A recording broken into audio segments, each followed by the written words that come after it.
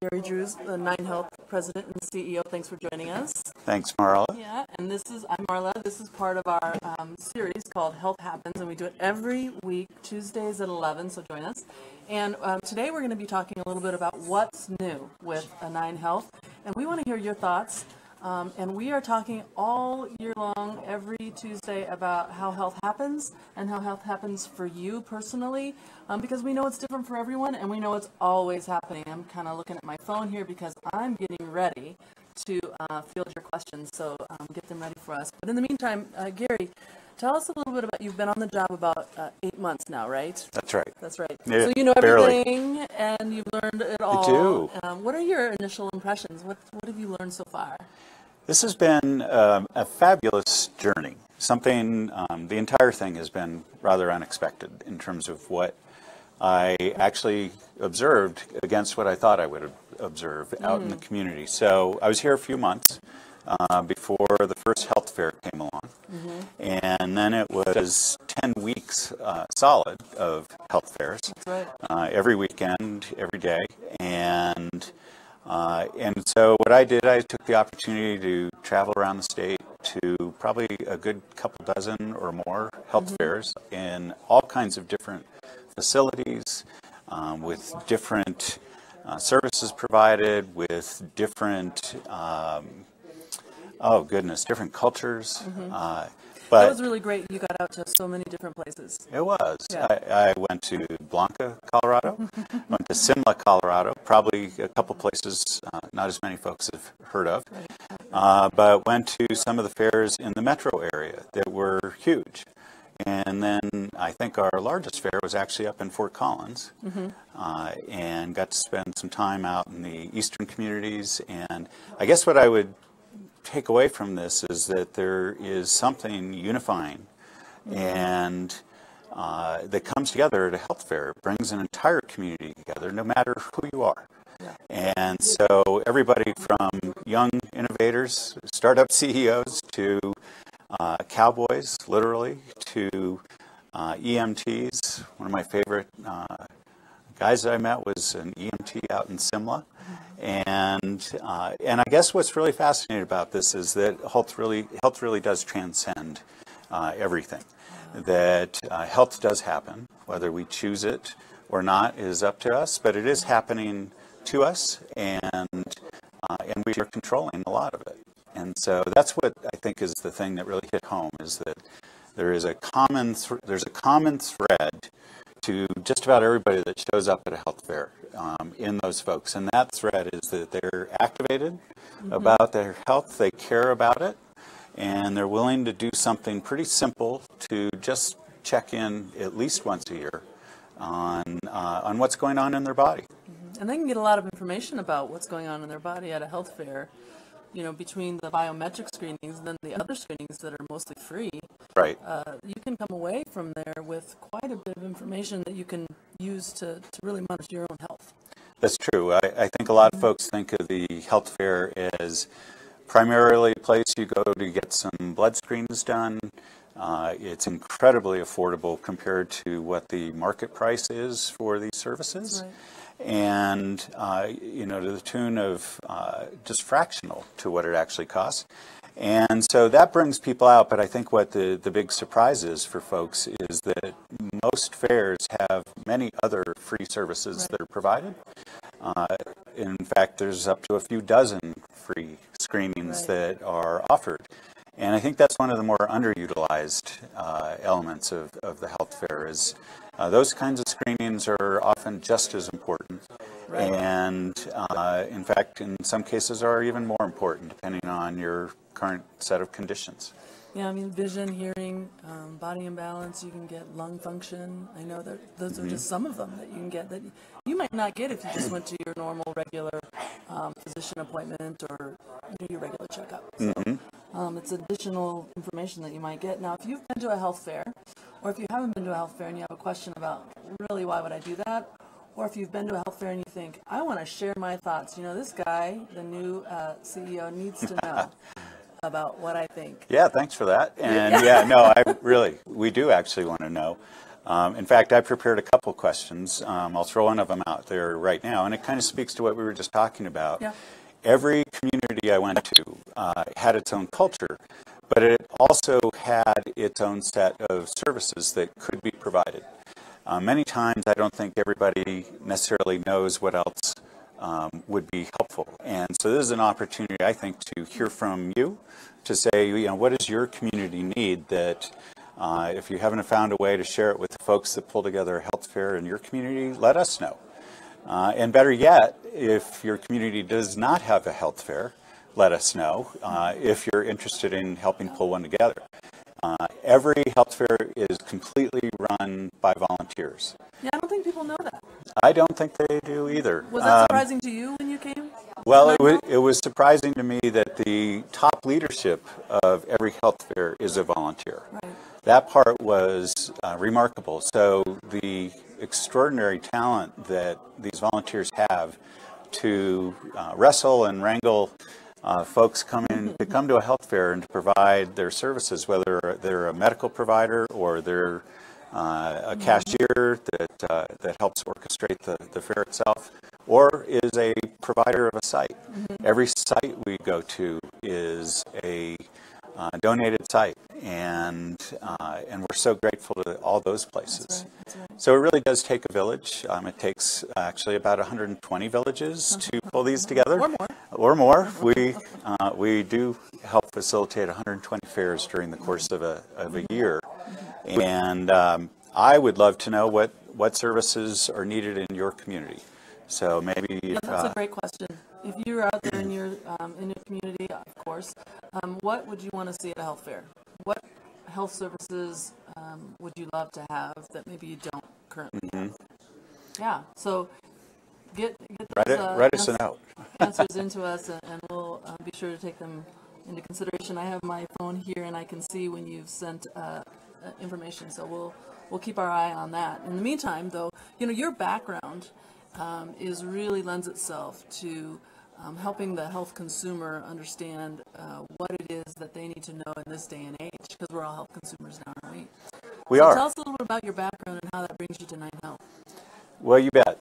So I've got kind of a little bit different of a background. I was the interim CEO of Connect for Health, which is Colorado's marketplace insurance exchange. It was created by the Affordable Care Act, and it, as you probably know, offers insurance to us as individuals through a competitive marketplace, and it's been an incredible value to the state to be able to provide insurance to, I think it's about 170,000 people currently, and offer tax credits to help people have private insurance. Right.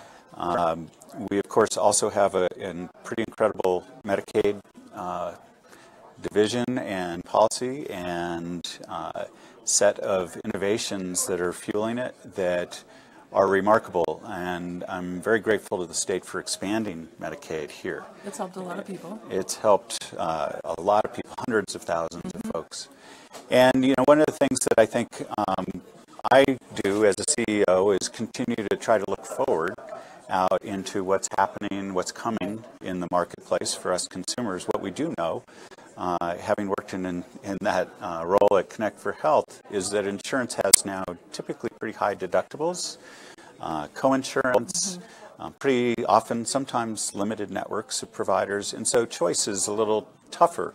And yet, with those higher deductibles, then we're paying cash out of pocket for many services that used to be just part of a health insurance policy. I think we're all feeling that pinch. I mean, I know personally I have too, is, everything that I need to do, whether it's a doctor's visit or whatever it is, an eye exam, it's all out of pocket now until you reach your deductible. Until you reach your deductible, and even then, you're still contributing often until you hit your out-of-pocket maximum. So one of the challenges is just learning what this terminology means, and then how it shows up financially when we get an explanation of benefit statement back from a doctor's office or a hospital. Well, it's some are a little easier to read than others. I'll definitely agree with that. But that said, it is information that you can use to remind you to try to shop for some of these things. Right. It's coming to the point where we've got to learn the questions to ask a prospective doctor's office so that we get the right fit for us, Right. and whatever our situation is. And that's really the point. And it's tough to navigate. Yeah. There's a lot of new companies, a lot of new innovations coming along that are helping make that happen easier, which I'm grateful for Denver's startup community. Yeah. It's a remarkable health startup community that is really helping create some innovative solutions for us as consumers to navigate the healthcare system. Right. And if you have questions, we can oftentimes try and help you, and we'll be doing that every week, trying to find out what you need to know as a consumer so that you can be better at owning your own health. And that's really our main goal, wouldn't you say? That is. I think anymore we don't just hand over everything about our health to the physician. There are different demands on us as individuals and different structure in the healthcare system itself. And so I think us knowing the terminology and how to navigate it wisely, so we spend our personal resources well, and they create the best chance for the best health outcomes. That's the most important thing, right? Right. We're trying, and we're all trying to do that. So We are. we talked a little bit about volunteers. Let's go back to that. Yes. I don't think most people realize that all health fairs are run by volunteers, and what a big job that is to kind of coordinate all those people and really make them a part of the team, part of a leadership team. Talk a little bit about that. So, yeah, every health fair, as you just said, is run completely by volunteers. There's somewhere in the neighborhood of 10 to 12,000 volunteers that support 9Health fairs all across the state and a little bit beyond. They help us in the office. They help us out in the field. They can be healthcare providers. But they don't have to be, right? They don't have to be healthcare providers. We certainly need a lot of folks to help just manage putting a health fair together. Right. And then we need volunteers just the day of a fair for a morning to help make it happen. One of the most important roles at a health fair are phlebotomists. That's and you don't realize how much you miss your car mechanic until your car breaks down. Well, I guess maybe that's a tough analogy, but you don't realize how important a health fair is until you need a phlebotomist to help discover what's going on in your body. Yeah. And those so skilled phlebotomists are really, really important, and they're very good at their jobs. They're professionals, and we really take advantage of their expertise at health fairs. So those are people that we really value and covet. We do. We value every volunteer and the ones that are probably most critical to a health fair success happen to be phlebotomists. And I just have to say we're so grateful. If any of you watching that volunteered this last spring for 9Health Fair, thank you. In fact, thank you to all volunteers. We have, I take it to heart that by having an organization, by running an organization that is essentially volunteer driven, the role of us as promoting the idea of volunteerism is really important. As more and more social services are done by nonprofits around the state, volunteerism is important to us as a state, to our entire economic being. And so I just want to highlight that. If you've been a volunteer, let us know what your experience was like, whether it was with 9Health Fair or another organization. That's right. Send us a little message. We'd like to hear from you and know what makes your experience good, what makes it not so good, what can people do better. So, what's the most rewarding part for you as a volunteer? Let us know. That's a really great question. We have to hear from you. Ironically, volunteers are often the last to kind of promote themselves. So maybe you could help promote other volunteers at the moment and tell us their experience. And we realize how humble you actually are. So thanks for all you do. But the idea of volunteerism is critical. Colorado is, I believe it's 18th in the country in terms of its kind of pro rata share of how many folks in the state volunteer. About a third of us volunteer on average about 3 days a year. And that's a good amount of time. But when you put that together in terms of hundreds of thousands of volunteer hours, I've got to believe it's worth in the tens of millions of dollars worth of labor that helps our social infrastructure, our cultural infrastructure, and so many other aspects of what nonprofits serve. So I'm really proud to be here in this chair right now, and have had a blast this last 8 months. So there's more to come. There's more to come. Don't we have fall fairs coming up? There's Yeah, about good cue. 14 that That's are a good coming up cue. here, and yeah, That's right. That's my job. She's good at it. So yeah, we do. We have 14 health fairs coming up in towards the end of September, extending all the way into November, and a bunch of them are here in the metro area. There's a few on the upper levels of the Front Range, and so those are typically family fairs. So we encourage you to bring your kids and find out what's available at the health fair in your neighborhood. That's right. So if you're looking for a health fair, and you can go this fall to bring the whole family. And what's different about the fall is you can also get flu shots and immunizations. So right. Come on out and do that. If you're looking for a fair, you can go to 9healthfair.org, and there's a list there. If you go to Find a Fair, there's a list of all the fairs, and there's bound to be one in your near neighborhood. So check one out, and you could also get a free vitamin B12 screening this year at the fall. So this year only is a free vitamin B12 screening. And if you're interested in your testosterone levels, we're offering that screening as well this year at a low cost. But it's worth it if you're wondering about it. If you're thinking about going to one of the low T centers or something like that, we also offer that testosterone screening. So check it out if that is in your plans this fall, and 9healthfair.org can give you all the information. I think we're going to wrap it up here, unless you have one more burning thought. We never know with the CEO. He sometimes has those, so we always want to check. But thanks for joining us today. And Well, yeah, so I always have one more burning Yeah, I thought. knew You it. know, See, I knew that. every meeting goes 3 minutes extra just because I knew that. it hits me. It hits me. We really do want to be a community partner all across the state. And one of the things that I think is most important to our health is free and brings us together in ways that you would never expect. And that is a health fair. It's a community gathering that just has a really great energy about it.